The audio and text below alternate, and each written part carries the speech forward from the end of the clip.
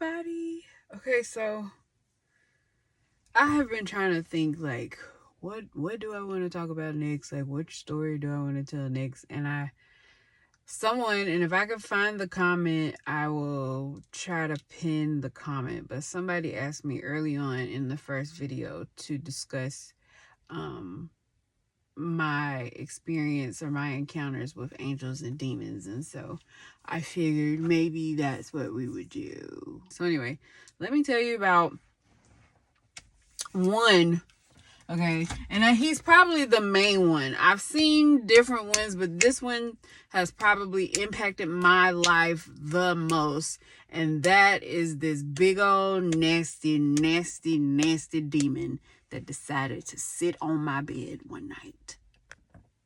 Okay, so later at another time, I'll tell you all, reluctantly, because I'm a very private person, but I'll tell you guys about my time in witchcraft. But I'm no longer in witchcraft. I don't practice any of it. I am a child of God.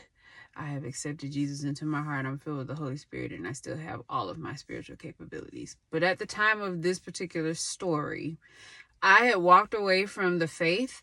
I had walked away from all religion because there was a time where I considered different religions and I studied them and I tried to practice some of their things and blah, blah, blah, blah, blah. A whole nother. Y'all, I have lived like 12 lives. You probably should know that about me. But anyway, so at this particular time, I had walked away from God deliberately. And I was in the world of witchcraft. I was doing blood transactions. It was a mess, but you would not know it by looking at me. I look like just a normal teenager. You would never know. But my mama did, okay? That's another story. So also, y'all who keep coming for my mama because she told me to go to bed, let me make it very clear. My mama never said she didn't believe me. She just said to go to bed. And she later on in my early adult life explained to me, she said, I believed every single thing you said. She was like, but I didn't know what to do about it and it would freak me out. So I would just say go to bed. But y'all start coming for my mama. I had a good mama. I love my mama. She was a good mama. Okay? But anyway, I was living in a terrible way. I really was. And I was about to die. I also had suddenly developed an illness in my body. The doctors couldn't figure out what was going on. My mom was constantly having to rush me to the hospital. I almost died twice. I had to have a procedure done. I woke up in the middle of the surgery. I went through. Okay?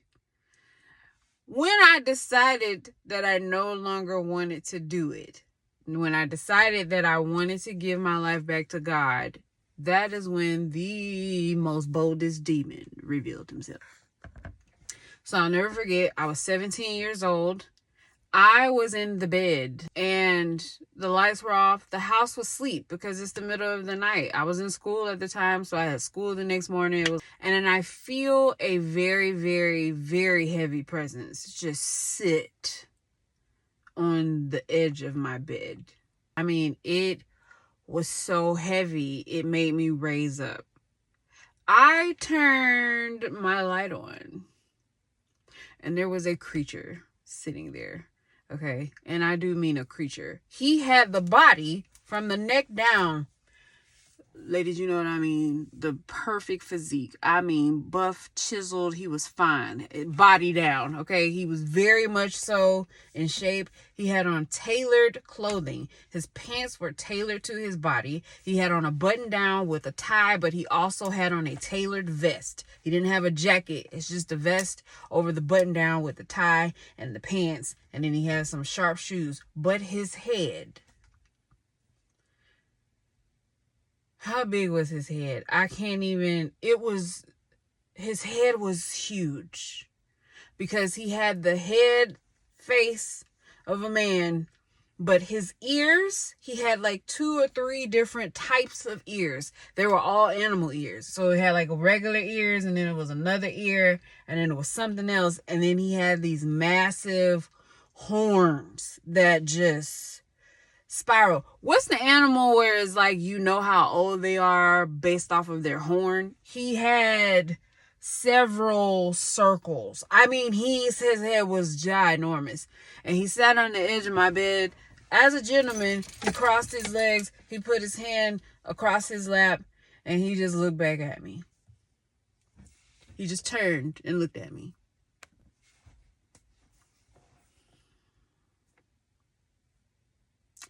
I really should have been afraid, but I wasn't. I was annoyed. I remember getting up out of my bed, standing over by my closet, and I looked at him, and he looked at me, and I looked at him, and he looked at me, and I said, "Get off of my bed." And he didn't speak words, like verbally, but I heard everything he said loud and clear. And he told me, he said, "This is my bed, and this is my room." I said, "Oh, no, it's not. Get out of my room." I opened the door, and remember, my family is asleep. I put my family through. My family is asleep, okay? And my bedroom was right next door to my parents. I opened the door, and I'm yelling, "Get out of my room." And then I was like, and matter of fact, don't just get out of my room. Get out of my mama's house. I'm like yelling at him. I yelled at him. He walks out. Because I wasn't backing down. I was like, "Get out of my room. This is not your room." He gets up, and I escort him down the steps. This is a tangible footstep, pump, pump, pump. And I opened the front door of my parents. Well, by this time, I was in the 11th grade.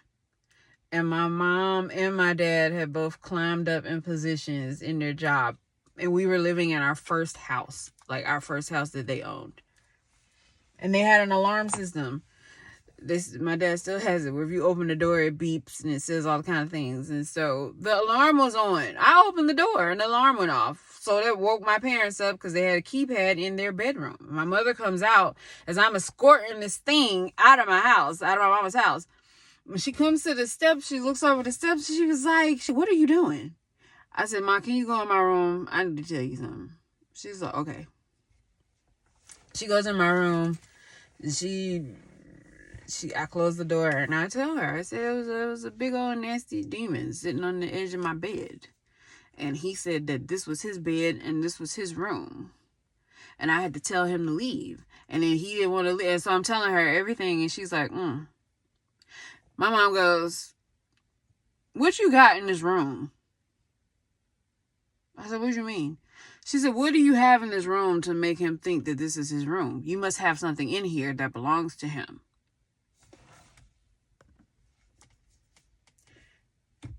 I said, "The only thing I could think of would be my CDs." And she goes, "Your CDs?" Yeah. So I had a bag, and I do mean a bag. Well, no. At that time, it was a box. I had a box full of music, and I work in the music industry, which I'll have to tell you. When I say I got stories. I've worked in the music industry for almost all of my life. All of my professional career has been in the music industry, and then I grew up in it because of my mother and my grandmother. So music has always been, it's like we listen to music. But remember I said I was practicing witchcraft? There were certain CDs that I played when I was doing certain things. There were certain CDs I would play when I was trying to I'm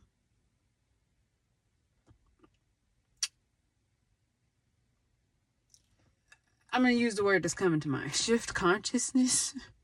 But I don't think I knew that that's what I was trying to do then. But anyway, I still had those. I was also in a relationship which was terrible. And in that relationship is where I did a blood transaction.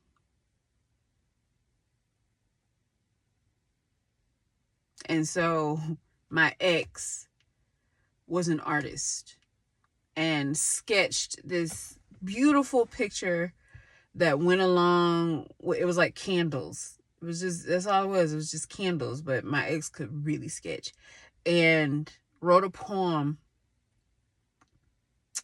and then put a drop of my blood. Well, no, my ex's blood. Put a drop of my ex's blood on the paper.